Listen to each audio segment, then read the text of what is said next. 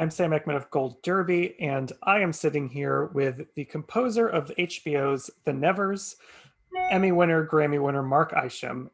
And Mark, this you kind of get to open the series really because the first episode of The Nevers opens with this wordless montage, which makes it really feature your music very prominently. Um, and it's all the major players gathering together essentially. How did you approach that moment where your music gets to be the star to start off essentially? Well, it took me a little while just to get over the sheer terror of a of a challenge like that. But the terror, it's funny. It also then turns into the realization that this really is a composer's dream. That I don't have any competition. Um, its music is the only sonic element here, and so I just have to accompany these images and this introduction of all these fantastic characters and be intriguing. So I wanted to be there's a general sort of sense of mysterious portent of potential tragedy, a potential danger about the whole show. You know, there's always things happening that cannot be explained. And are they dangerous? Are they beautiful? And so I wanted to hint at all of that. I wanted to hint at potential sorrow, potential danger, potential magic, potential magnificence, because there are some magnificent things that happen in this show, you know, and it's such a wide spectrum of emotion that goes through the story. So I try to hint at all of that and be a clock that just ticking uh,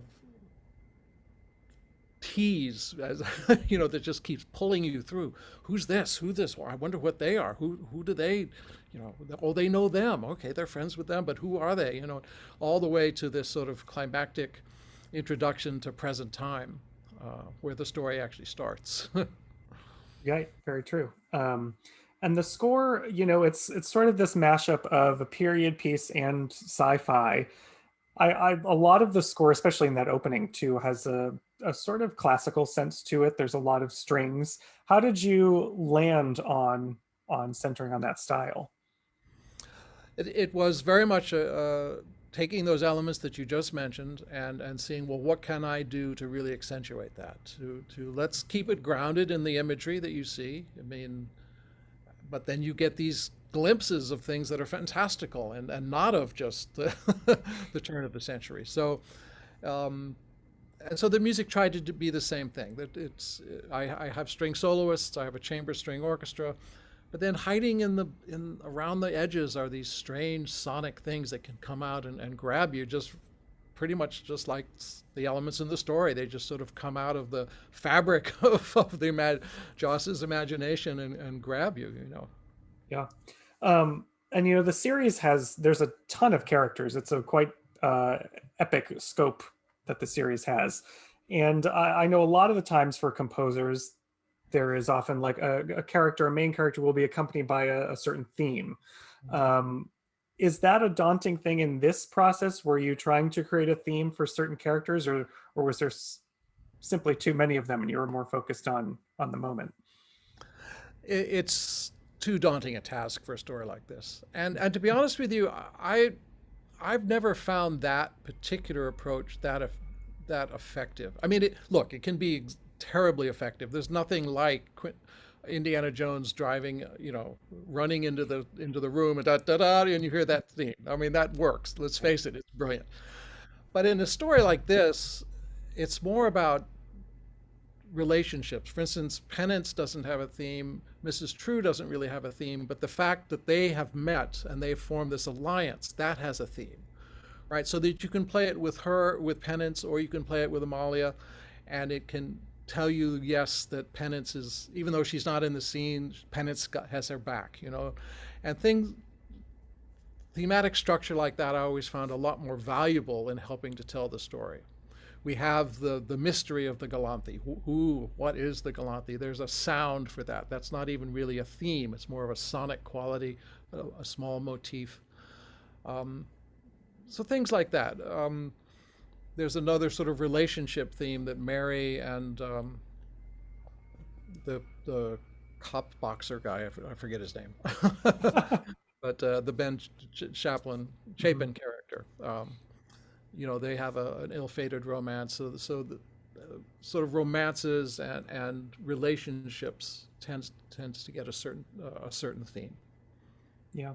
The speaking of Mary, who you just mentioned, she has a major musical moment because her song becomes a major plot point Yeah. in this, and I believe you contributed that as well. How did you sort of find that tone? It almost sounds like what the Galanthi would sound like. Well, I'll to be honest with you, no, I didn't. That was written for the set, right? That had to be Uh, sung on the set. So it was written long before I ever heard of this show. It was written by Joss and a wonderful young composer named Amy Garrity, and she had been hired to be on the set with them and I guess, to write this music for the singing. And so I inherited that music, and I did a few. I helped arrange it and put it into context a few times, but the actual composition is Amy's. the orchestrations feel like they are very massive, very complex. Um, and I'm just wondering when you sort of see an episode when you're thinking about the music, how long does it kind of take you to land on what instruments are going to be playing this? What is the specific sound? Does it take a lot of experimentation for you? Sometimes it can be weeks of throwing things in there and mixing and presenting entire types of sonic palettes and changing them up. Uh, 2 or 3 weeks into the project. On this one, we didn't have a lot of time, and sometimes that helps. It just means you better get to the correct decision quickly. I think also, as you mentioned earlier, just knowing it's a period piece, knowing really that it had to straddle these worlds between what you see of the period and then these moments of just sci-fi magnificence and mystery that come in. You knew you had these disparate elements, and so that it probably came quicker than a lot, just because it was some very obvious choices that were made. Yeah. When you have something sci-fi like that, if you think of a period, there's certain period music you could potentially use as inspiration, but sci-fi is really something that doesn't exist in our world. In that sense, do you feel like there are no rules for your music writing here? Yeah, I definitely feel that. A lot of the sound of the sci-fi in this came from the imagery. Uh, when you first see I guess it doesn't even look like a spaceship. When you first see the flying object that crosses over London, and then you see the pod is when it's finally buried in the earth. There's a very un-sci-fi look about it. It looks like gorgeous jewelry, right? Almost.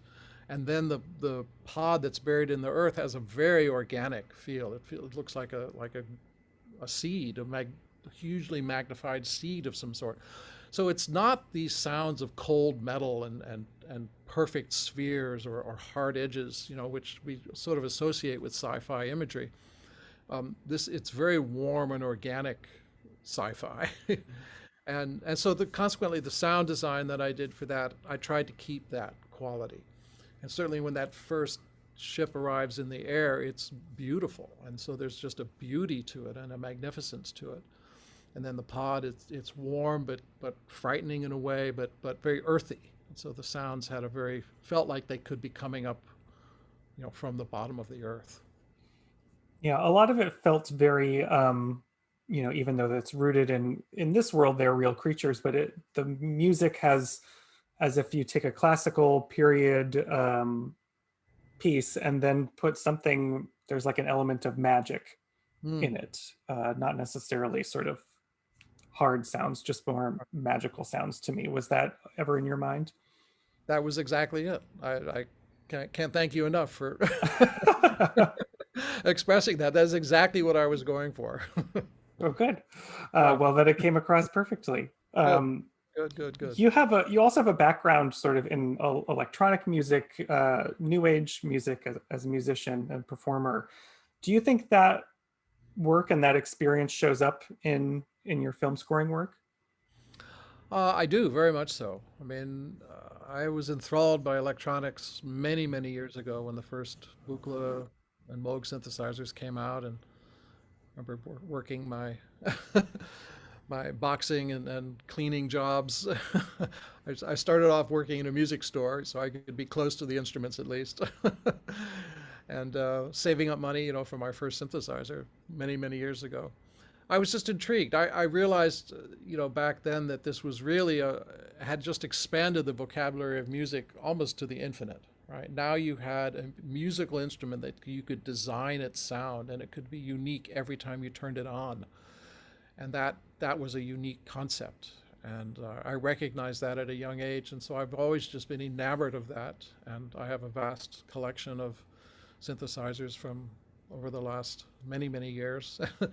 And I continue just to have a blast and just find it so inspiring to design sounds and learn more about sound and create new sounds.